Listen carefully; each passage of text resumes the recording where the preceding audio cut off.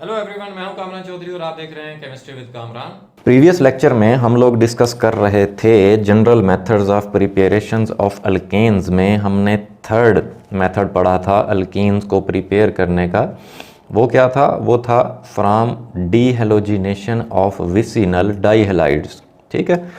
आज के लेक्चर में हम लोग एक और मेथड जो कि आपकी बुक के अकॉर्डिंग फोर्थ मेथड है अल्कीन्स को प्रिपेयर करने का, वो है from electrolysis of salts of di carboxylic acid.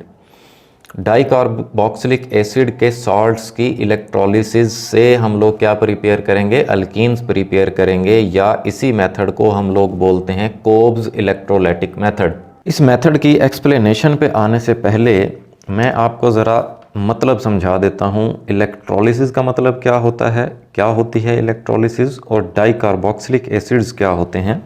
तो मैं इनका आपको थोड़ा सा इंट्रो दे देता हूँ ताकि आपको ये रिएक्शन समझने लई आसानी हो जाए। ठीक है।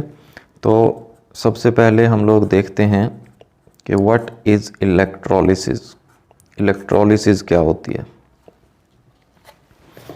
अब इसको मैं अगर आसान वर्डिंग में बताऊं आपको, सो ये जो इलेक्ट्रोलिसिस है ये दो वर्ड्स से मिलकर बना है। ठीक है। कौन कौन से? एक होता है इलेक्ट्रो। इलेक्ट्रो कहाँ से निकला? इलेक्ट्रिसिटी से। ठीक हो गया। And lysis. लाइसिस का क्या मतलब होता है? लाइसिस का मतलब होता है ब्रेकिंग डाउन, तोड़ना। ठीक है। अब आपको इलेक्ट्रोलिसिस का मतलब समझ आ गया होगा कि basically breaking down by means of electricity, कि इलेक्ट्रिसिटी की मदद से तोड़ने का जो प्रोसेस है, डिकम्पोजिशन का जो प्रोसेस है, उसको हम लोग क्या बोलते हैं? इलेक्ट्रोलिसिस बोलते हैं। सो आप इसको डिफाइन कैसे करते हैं वो भी मैं आपको बता देता हूँ कि एक केमिकल प्रोसेस ऑफ डिकम्पोजिशन, एक केमिकल प्रोसेस है डिकम्पोजिशन का। कैसे? By passing an electric current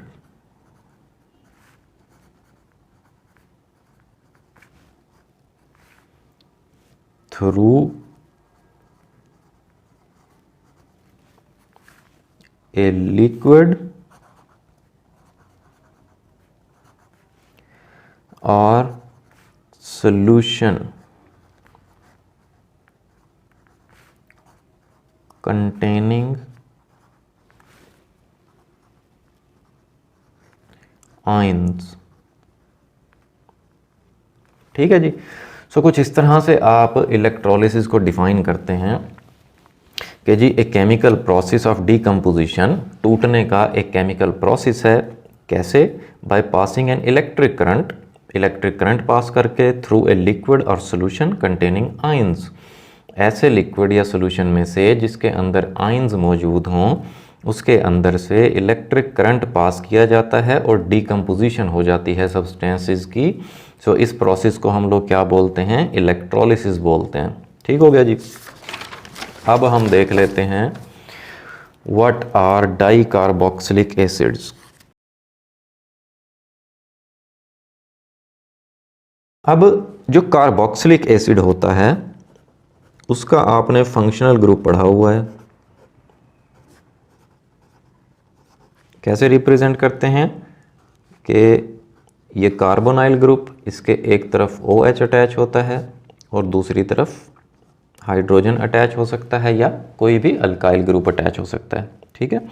तो ये कार्बोक्सिलिक एसिड का क्या होता है? जनरल फार्मूला होता है। अब कैसे आप डिफाइन करते हैं डाई कार्बोक्सिलिक एसिड को? कि an organic compound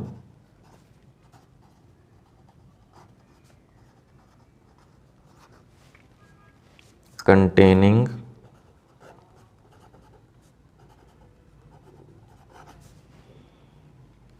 2 carboxyl group.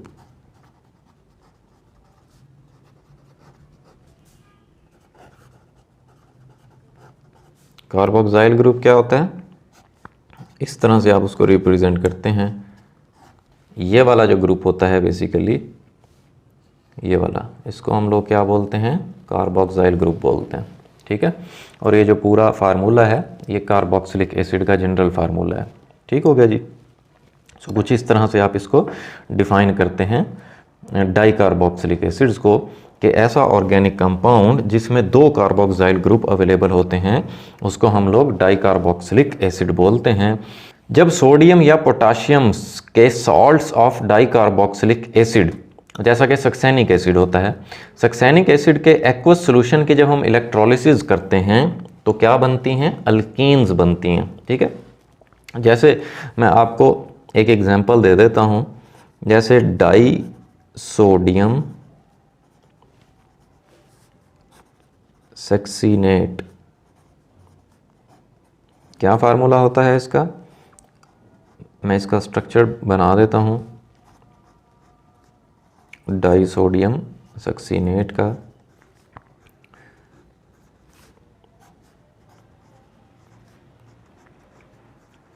ठीक है जी, ये एक डाई कार्बोक्सिलिक एसिड था। ठीक है, उसमें हमने क्या किया, उसमें हमने हाइड्रोजन को सोडियम के साथ क्या कर दिया, रिप्लेस कर दिया। ठीक है, तो ये क्या बन गए, सोडियम का salt of di carboxylic acid बन गया, जिसका नाम क्या है, डाई सोडियम सक्सीनेट। ठीक है, इसी तरह से सोडियम की जगह पर यहाँ पर पोटाशियम भी अटैच हो सकता है। ठीक हो गया जी। सो अब आपने एग्जाम्पल भी देख ली, अब हम चलते हैं इसके केमिकल रिएक्शन की तरफ, कि कैसे हम लोग जो है इस डाई सोडियम सक्सीनेट की इलेक्ट्रोलिसिस से अल्कीन्स प्रिपेयर करते हैं। अब यहाँ पर हम लोग एक ले लेते हैं die sodium succinate,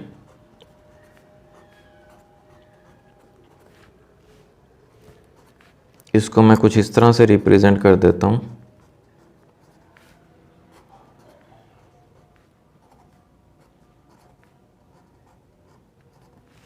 being a low electronegative element, sodium positive charge रखेगा और ऑक्सीजन नेगेटिव चार्ज। ठीक है, क्योंकि ऑक्सीजन मोर इलेक्ट्रोनेगेटिव होता है। नीचे वाले को भी हम इस तरह से रिप्रेजेंट कर देते हैं कि ये पॉजिटिव पार्ट हो गया और ये नेगेटिव पार्ट हो गया। ठीक है, अब हमने इसकी इलेक्ट्रोलिसिस करनी है in the presence of water. So arrow लगा के आप कुछ इस तरह से ऊपर यहाँ पर इलेक्ट्रोलिसिस राइट करेंगे, मीन्स के हम क्या कर रहे हैं, इलेक्ट्रिसिटी पास कर रहे हैं। सो प्रोडक्ट्स कौन कौन से बनेंगे आपके पास, प्रोडक्ट्स बनेंगे आपके पास ethene plus 2 molecule carbon dioxide के बनेंगे, हाइड्रोजन गैस बनेगी और सोडियम हाइड्रो ऑक्साइड बनेगा। ठीक है, सो ये फाइनली आपने देख लिया कि आपने क्या लिया, डाई सोडियम सक्सीनेट लिया। ठीक है, जो कि सोडियम का सॉल्ट है, वाटर की प्रेजेंस में उसके अंदर आपने इलेक्ट्रिसिटी पास की। ठीक है, अब वाटर की प्रेजेंस में क्यों, क्योंकि मैंने अब आपको इलेक्ट्रोलिसिस की डेफिनेशन में बताया कि जिस सब्सटेंस के अंदर आप इलेक्ट्रिसिटी पास कर रहे हैं, जिसको आपने तोड़ना है, वो लिक्विड की फॉर्म में हो या सोल्यूशन हो। ठीक हो गया। सो कुछ इस तरह से फिर आपके पास प्रोडक्ट्स बने। तो फाइनली यहाँ पर आपने देख लिया कि इथीन प्रिपेयर हो गई। ठीक हो गया। अब हम चलते हैं ज़रा इसकी एक्सप्लेनेशन की तरफ। अब इसकी एक्सप्लेनेशन में हम देख लेते हैं जी कि जब हम इस सॉल्ट को वाटर में डिज़ोल्व करेंगे, ठीक है, कौन से सॉल्ट को, डाई सोडियम सक्सीनेट को, जब हम इस सॉल्ट को वाटर के अंदर डिज़ोल्व करेंगे तो ये सॉल्ट इसके आयंस में टूट जाता है। ठीक है, अब वो मैं आपको बताता हूँ कि कैसे ये आयंस में ब्रेक डाउन होता है। ये था जी हमारे पास डाई सोडियम सक्सीनेट,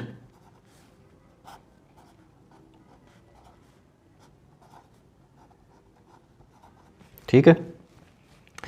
अब हमने इसका सॉल्यूशन प्रिपेयर किया, इसको वाटर के अंदर डिज़ोल्व किया।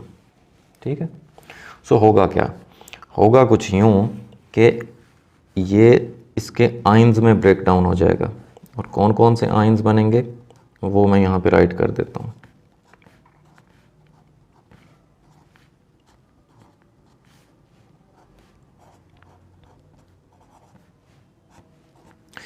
सो एक ये नेगेटिव आयन जिसको आप एनाइन बोलते हैं, और पॉजिटिव आयन जिसको आप कैटाइन बोलते हैं। अब ये जो नेगेटिव आयन है इसको हम बोलते हैं सक्सीनेट आयन, ठीक है। और ये जो हो गया, ये ऑब्वियस सी बात है, आपको पता ही है कि ये सोडियम का आयन है, ठीक है। सो इस तरह से ये आयंस में ब्रेक डाउन हो गया। अब जब ये आयंस में टूट चुका है तब हमने क्या करना है, हम इसके सॉल्यूशन से इलेक्ट्रिसिटी पास करते हैं, ठीक है। तो होगा क्या, होगा कुछ यूँ कि जो एन आयन या नेगेटिवली चार्ज्ड आयन होगा वो एनोड की तरफ मूव करेगा, ठीक हो गया। और एनोड पर हमेशा आपको पता होना चाहिए कि ऑक्सीडेशन अक्कर होती है। इसी तरह से जो कैटाइन होगा, पॉजिटिवली चार्ज्ड आयन होगा, वो कैथोड की तरफ मूव करेगा, और वहाँ पर क्या अक्कर होगी, रिडक्शन अक्कर होगी, ठीक हो गया जी। सो अब हम लोग देख लेते हैं रिएक्शंस एट इलेक्ट्रोड्स।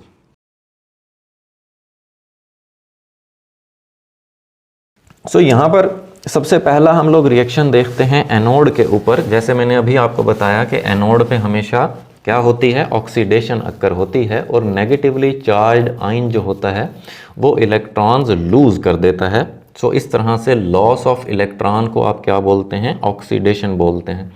अब हमारे पास यहाँ पे नेगेटिवली चार्ज्ड आयन कौन सा है, वो है सक्सीनेट आयन, जिसको हम रिप्रेजेंट कर लेते हैं यहाँ पर।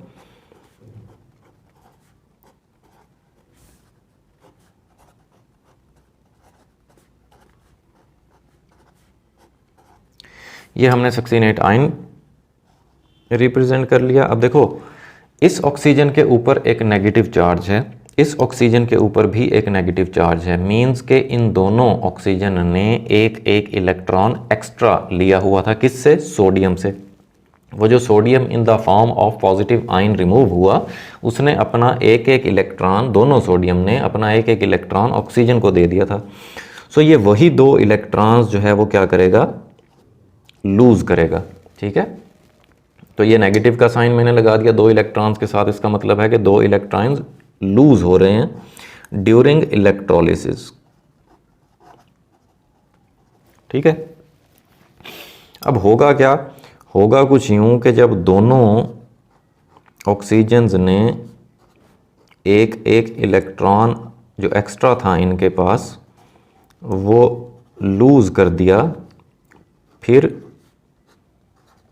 वो जो ऑक्सीजन ने सोडियम के साथ इलेक्ट्रॉन शेयर किया हुआ था ना, सिर्फ वो ही बच जाएगा इसके पास, दोनों ऑक्सीजन के पास एक एक इलेक्ट्रॉन अनपेयर्ड फॉर्म में, जो कि इसने सोडियम के साथ क्या किया हुआ था, शेयर किया हुआ था। सो इस तरह से ये क्या बन गया, सक्सीनेट फ्री रेडिकल बन गया, ठीक हो गया जी।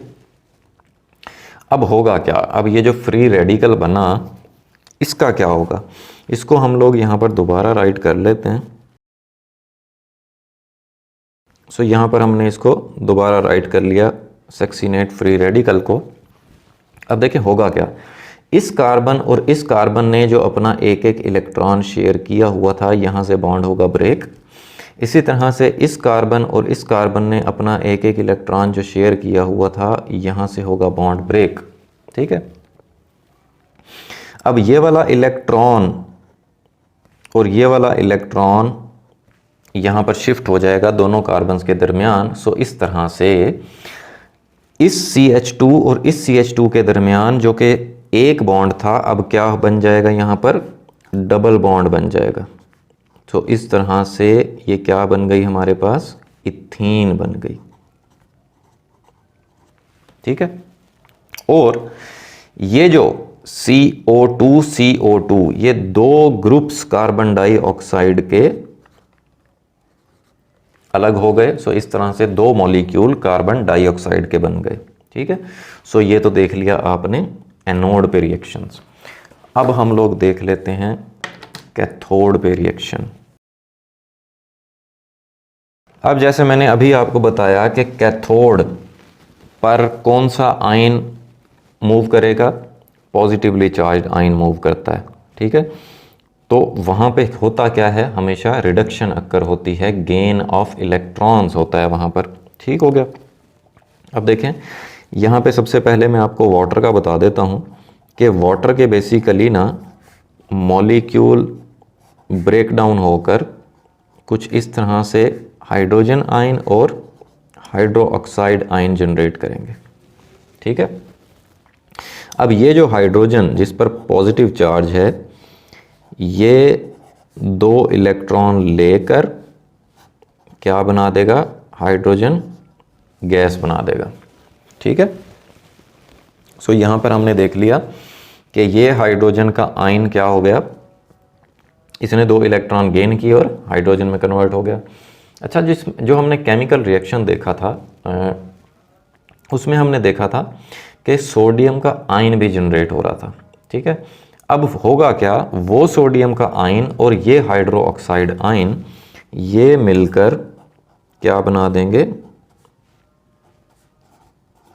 सोडियम हाइड्रो ऑक्साइड बना देंगे, ठीक है जी।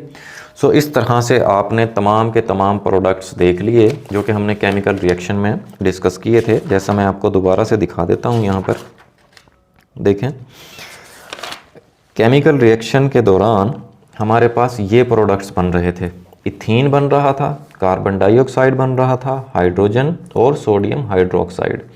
अब हमने देख लिया कि यहाँ पर हमारे पास देखें इथीन भी बन गया, ठीक है, कार्बन डाइऑक्साइड भी बन गया, हाइड्रोजन भी बन गई और सोडियम हाइड्रोक्साइड भी बन गया, ठीक है। सो इस तरह से ये आपका जो 4th मेथड था, जो कि था general methods of preparation of alkenes में from electrolysis of salts of dicarboxylic acid, ये ख़त्म हुआ। होपफुली आपको बड़े अच्छे से क्लियर हो गया होगा। फिर भी अगर आप लोगों का कोई क्वेश्चन होता है देन आप नीचे कमेंट सेक्शन में मुझसे पूछ सकते हैं या मुझे पर्सनल ईमेल भी कर सकते हैं। अगर आपको वीडियो पसंद आई है तो चैनल को सब्सक्राइब जरूर कीजिएगा, वीडियो को लाइक किया करें, शेयर किया करें। Thank you very much.